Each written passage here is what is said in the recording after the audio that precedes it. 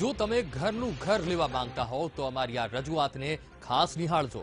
તમે કોઈ પણ ફ્લેટ કે ટેનામેન્ટ બુક કરાવતા પહેલા એક વખત વિચાર કરી અને કેટલાક નિયમો વાંચી ખરાઈ કરી અને બાદમાં સોદો કરજો। જો તમે થોડી ઉતાવળ કે સસ્તાની લાલચમાં પડી જશો તો તમારે રડવાનો વારો આવશે, કારણ કે માર્કેટમાં કેટલાક બિલ્ડરો ગઠિયા બની ગયા છે। જો તમને વિશ્વાસ ન આવતો હોય તો હું તમને ન્યૂ રાણીપ લઈ જાઉં। ત્યાં આવી જ એક ઘટના સામે આવી છે।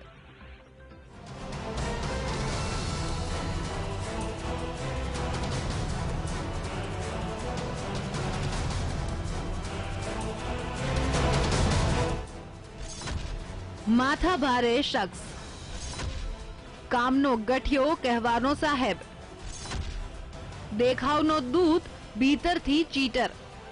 आ तमारी टीवी स्क्रीन पर जोवा मळता आ शख्स पर एक नजर करो। आ शख्सने अमदावादना बिल्डरो सारी रीते ओळखता हशे।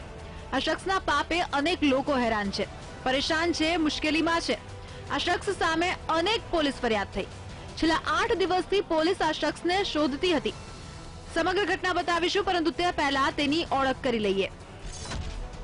નામ કેવલ મહેતા, રહેવાસી અમદાવાદ, ધંધો બિલ્ડર, ઓળખ ઠગાઈ કિંગ।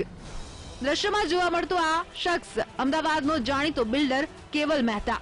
સાબરમતી પોલીસે એટ્રોસિટી તેમજ છેતરપિંડીના કેસમાં તેની ધરપકડ કરી। કેવલ મહેતા પર આરોપ છે કે થોડાક દિવસ પહેલા બળદેવ મકવાણા નામના કર્મચારીને 4 મહિનાનો પગાર નહીં આપ્યાની અને જાતિ વિષયક ગાળો બોલી હતી, જેની ફરિયાદ સાબરમતી પોલીસ સ્ટેશનમાં નોંધાઈ। બિલ્ડર કેવલ મહેતા વિરુદ્ધમાં એક નહીં પરંતુ 3 ફરિયાદ થઈ છે। આ એક એવો બિલ્ડર છે કે હંમેશા પોલીસ ફરિયાદને લઈને વિવાદમાં રહેશે। કેવલ મહેતાએ આનંદનગરમાં સારથી ઇન્ફ્રાસ્ટ્રક્ચર નામથી લેબર કોન્ટ્રાક્ટરનો વ્યવસાય કરતા અમિત માંડલ નામના વેપારીને ન્યૂ રાણીપ ખોડિયાર માતાના મંદિર પાસેથી આશ્રય 9-10 સ્કીમમાં ચણતર, પ્લાસ્ટર અને આરસીસીનું કામ આપ્યું, જે પેટે ચૂકવવાના થતા ₹9.37 કરોડ નહીં ચૂકવી તેમજ તેના બદલામાં સૌમ્ય રેસિડેન્સીમાં આપેલા 36 ફ્લેટ્સનો દસ્તાવેજ નહીં કરી આપીને છેતરપિંડી કરી હતી। આ ઉપરાંત હેમંત ઠક્કર નામના કોન્ટ્રાક્ટરે 1600 ફ્લેટની સ્કીમના માટીકામ અને ખોદકામના ₹1.35 કરોડ ચૂકવ્યા નહોતા। તેમના દીકરા, ભાઈ અને મિત્ર સહિત 4 પર 7 બાઉન્સરોએ હુમલો કર્યો હતો। સાબરમતી પોલીસ સ્ટેશનમાં ફરિયાદી દ્વારા જે ફરિયાદ આપવામાં આવેલી એ અનુસંધાને આશ્રય 9 તથા 10ના બિલ્ડર કેવલ મહેતાની વહેલી સવારે ધરપકડ કરવામાં આવેલ છે અને આ બાબતે આગળની કાયદેસર કાર્યવાહી ચાલુ છે। ફરિયાદ દાખલ કરવામાં આવી હતી? છેતરપિંડી બાબતની છે, છેતરપિંડી અને વિશ્વાસઘાત બાબતની ફરિયાદ છે, એ બાબતે હાલ તપાસ ચાલુ છે। ન્યૂ રાણીપની આશ્રય 9-10 સ્કીમને તાળા, સ્થાનિક રહેવાસી પરેશાન, બિલ્ડર જેલમાં। આ છે કહાનીનો બીજો ભાગ। ગઈકાલે બિલ્ડર કેવલ મહેતાની ધરપકડ બાદ રહીશોની સ્થિતિ દયનીય બની, કારણ કે બીયુ પરમિશન નહીં લેતા મ્યુનિસિપલ કોર્પોરેશને આશ્રય 9-10ની સ્કીમની દુકાનો અને મકાનોને સીલ મારી દીધા, જ્યારે કેટલાક રહીશોને મકાન ખાલી કરવા માટે નોટિસ પાઠવી, જેથી અનેક રહીશોને હંમેશા ડર રહે છે કે તેમનું મકાન જતું રહે। જીવનની કમાણીનું ઘરનું ઘર બનાવવામાં તેઓએ ખર્ચી દીધી, પરંતુ હવે ઘર પોતાનું થશે કે નહીં તે પણ એક સવાલ બન્યો છે।